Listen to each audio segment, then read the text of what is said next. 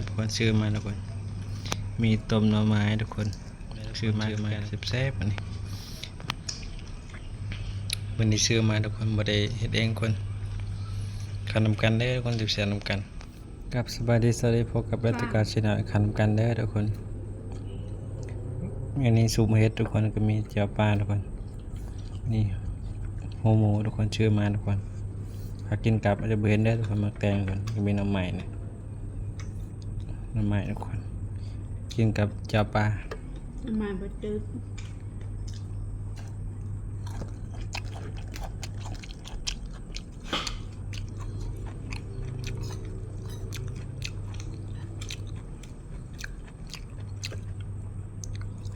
เจียวปลา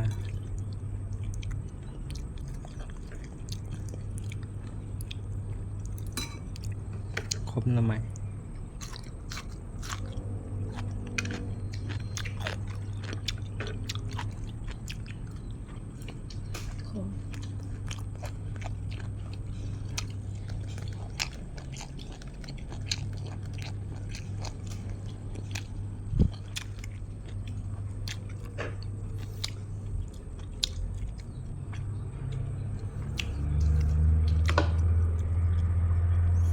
แก้วให้ทุกคน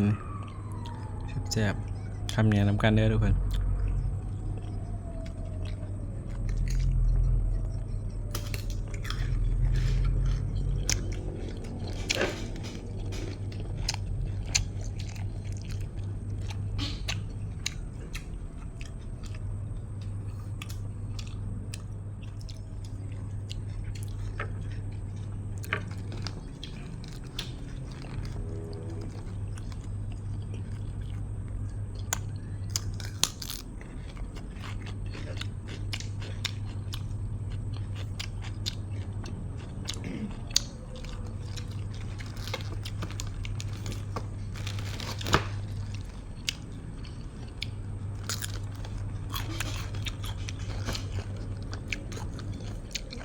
กินหลายทุกคนกิน2 คนทุกคนหลายอย่างครับยังฮอร์โมนการทำการเลือดทุกคนพอได้เบิ่งก็ฝากกดไลค์กดแชร์ซับสไครต์เป็นกำลังใจคลิปต่อไปเลือดทุกคน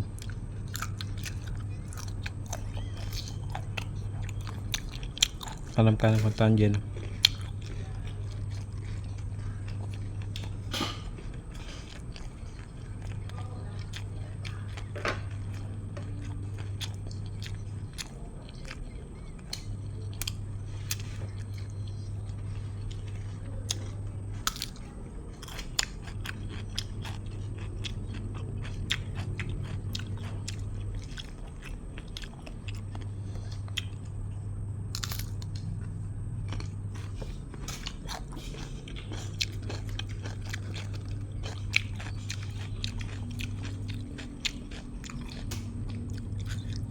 ซุปเฮ็ดทุกคนแซ่บๆ ต้ กัน มมันบดจืด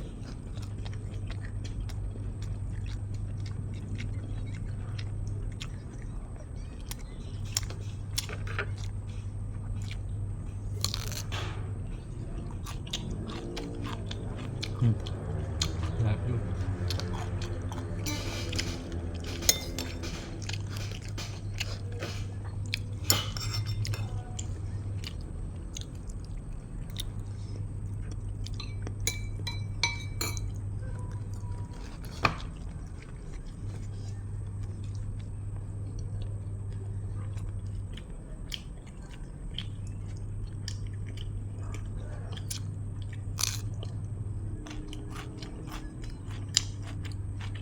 คมต้มมา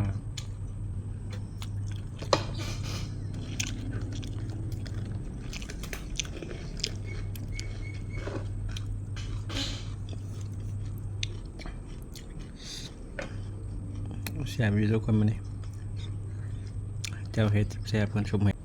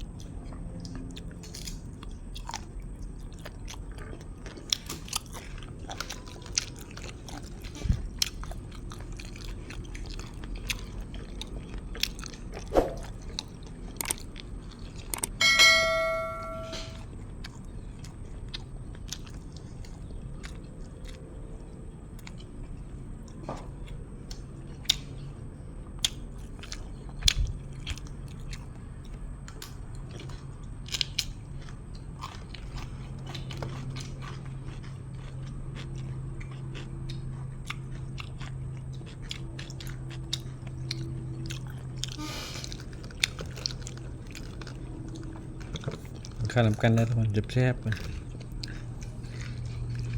งานบานๆนะทุกคนเจ้าเฮ็ดทุกคนเจ้าด้วยซุปไหมทุกคนแซ่บอยู่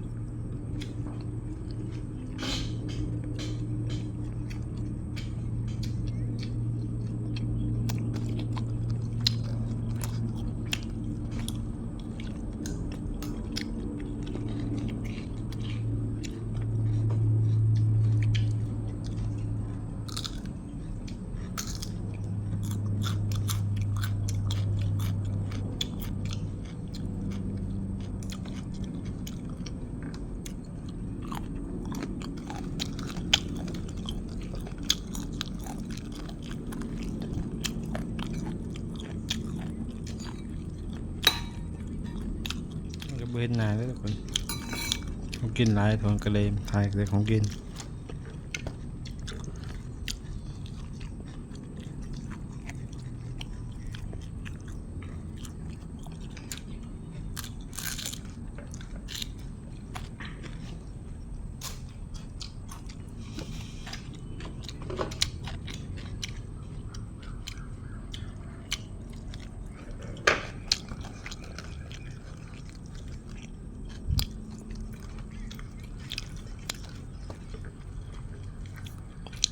ข้าวนำกันได้ทุกคนบัวทั้งในต่างประเทศทุกคน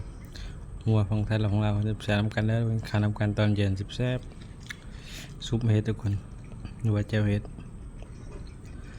สิบแซ่บทุกคนนึกมีเจ้าปลาย่างหูหมู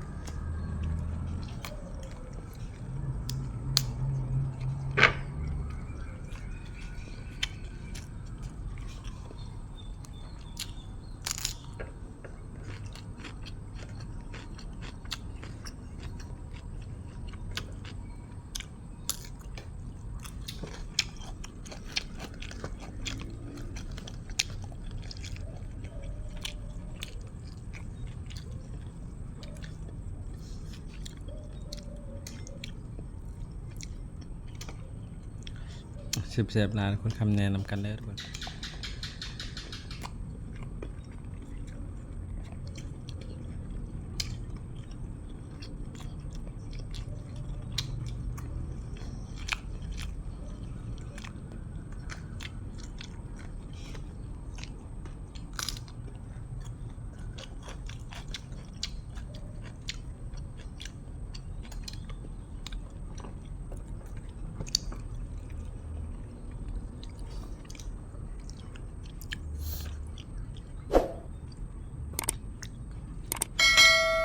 ขอตัวจบคลิปก่อนในเรื่องคลิปหน้าทุกคนกลับสบายดีสวัสดีทุกคนบ๊ายบายขอบคุณที่เข้ามาให้กำลังใจกันเด้อทุกคน